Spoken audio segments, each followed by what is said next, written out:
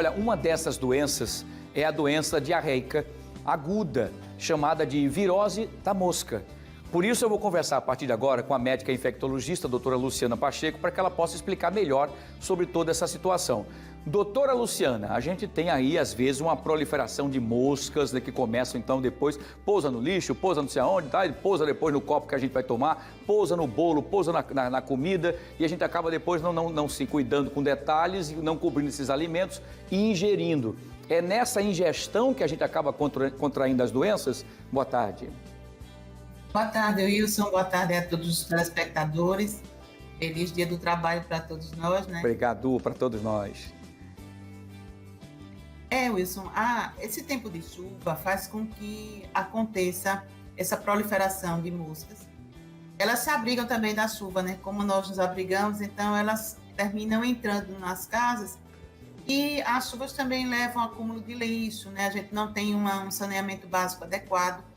Então, termina acumulando lixo nas ruas, entulhos, né? E restos de alimentos que é o alimento para a mosca.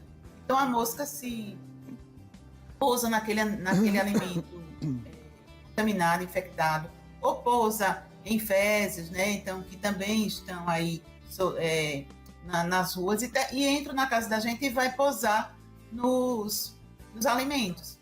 A mosca, quando ela pousa, ela coloca, né? Assim como o mosquito suga, a mosca coloca o material ali que ela estava na sua, vamos dizer assim, na sua boca, para facilitar aí a explicação. E aí, quando ela coloca isso dali, a gente vai depois, se alimenta e aí pode ingerir tanto vírus como bactérias, dependendo do que ela colocar ali no alimento. Então, é essa forma que a gente pode adquirir, contrair a diarreia, vamos dizer assim, a bactéria ou o vírus que vai causar a diarreia. As diarreias geralmente são agudas, nesse caso, as pessoas imediatamente, um tempo depois que se alimentam, elas começam a ter fezes, né, com um número aumentado de vezes, às vezes náusea, vômito acompanhando. Dependendo do caso, pode ter febre ou não. Então, é sempre uma preocupação nesse tempo que a gente tente se proteger dessas moscas, aí cobrindo os alimentos, lavando também adequadamente o que a gente compra na feira, para também a gente não se contaminar dessa forma. Perfeito, doutora, muito bem. Questão de higiene mesmo e cuidado, né? Vamos fazer o seguinte, vamos para a primeira pergunta de um telespectador que quer participar desse Explica Pra Gente de hoje. Vamos ver quem faz a pergunta para a doutora Luciana Pacheco hoje, nesse feriado, dia 1º de maio de 2023. É a Terezinha Oliveira, ela mora na Pitanguinha, doutora Luciana. E ela pergunta o seguinte: doutora, costumo deixar alimentos com casca fora da geladeira. Mesmo não consumindo a casca, existe algum risco das moscas transmitirem alguma doença? O que fazer nesses casos? Então, o ideal é que a gente lave, mesmo com a casca, a gente lava o alimento. Pode até manter a casca, porque às vezes a casca é onde a gente tem a vitamina. Quando a gente tira a casca, a gente tira a vitamina daquele alimento. Então, a gente pode manter a casca, mas faz a higienização dessa fruta, desse inhame, né? Por exemplo, batata, o que for. Então, lavar não vai tirar a vitamina do alimento, mas a gente precisa fazer essa higienização do alimento, da raiz, da fruta, do que for. Não tem problema ficar fora da geladeira se não for um alimento que é perecível, né, por um tempo muito curto. Então, se ele suporta ficar fora da geladeira, mas ele precisa estar higienizado. Perfeito. Isso seja os legumes, frutas, antes de comer, mesmo que ele já tenha sido higienizado, mas como ali pode ter pousado algumas moscas, custa nada você dar uma lavada novamente para depois consumir, como as maçãs, outras coisas mais. Não é isso, doutora? Exatamente. Muito bem. Vamos lá então para a segunda pergunta dos nossos telespectadores para a doutora Luciana Pacheco. É a Diana Barros, lá de Rio Largo. Ela pergunta o seguinte: doutora Luciana, qual o tipo de mosca que devemos ter mais cuidado? Bem, essa mosca que a gente chama, eu não sei nem o nome científico da mosca, mas essa mosca doméstica, né, que a gente vê no nosso dia a dia dentro da nossa casa.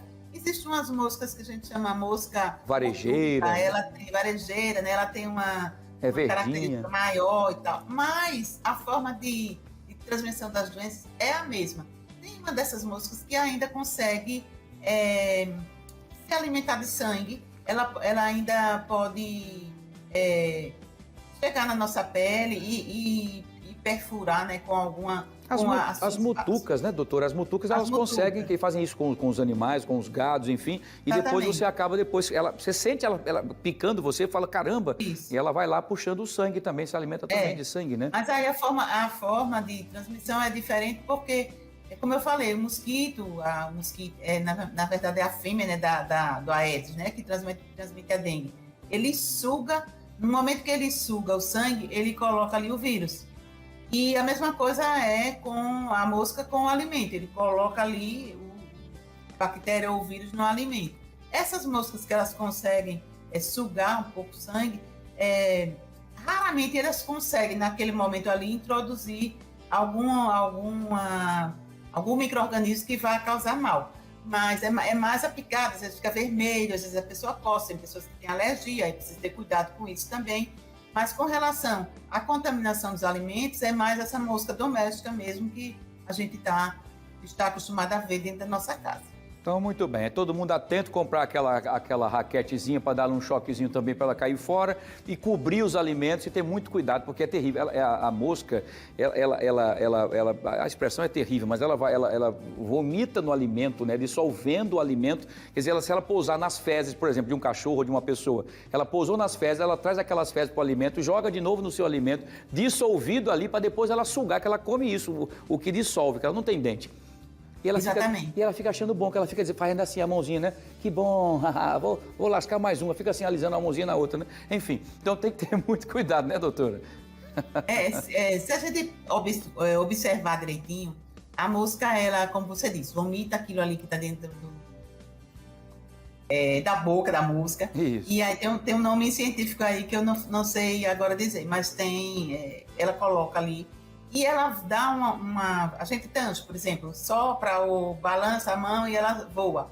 Aí ela volta para aquele mesmo lugar. Isso. Porque ela tem um senso olfatório muito grande e ela tem uma visão grande também. Então ela sabe onde ela colocou aquilo que ela vomitou ali naquele local. E ela volta ali para se alimentar novamente, junto com o resto, o bolo, junto com o pão, com com o doce, né, que ela vai ali. Então, se a gente prestar atenção, é aquele mesmo local que ela volta. E ali, naquele momento, ela contamina o que a gente vai comer depois. É isso. Por isso que ela fica pousando na boca várias vezes ao mesmo tempo. Não sai da boca, tem que lavar a boca. Ô, mosca chata danada, que difícil, né? Muito bem. Doutora Luciana, mais uma vez, muito obrigado. Bom feriado para a senhora aí, bom descanso, com muita saúde e com menos moscas, pelo amor de Deus. Muito bem. Um abraço. Um abraço, boa semana para todos. Obrigado, doutora Luciana Pacheco, infectologista. Pois é, o Voz Trovão, você já tangeu mosca. Pois é, então é importante cuidar, porque pense no insetinho chato. Quem foi que trouxe a mosca na Arca de Noé? Diretor, quem foi? Quem foi que trouxe? O mosquito e a mosca. Por que não deixaram lá? Não foi? A barata também, segundo a Giza, diz que a barata... Olha, inédito, eu nunca vi no mundo uma barata morder a pessoa no dedo. Mordeu a Gisele no dedo. E a barata, logo em seguida, teve uma convulsão, morreu. Muito bem. Esse é o Explica Pra Gente, prestação de serviço pura para você aqui no nosso Fenômeno Fica Alerta.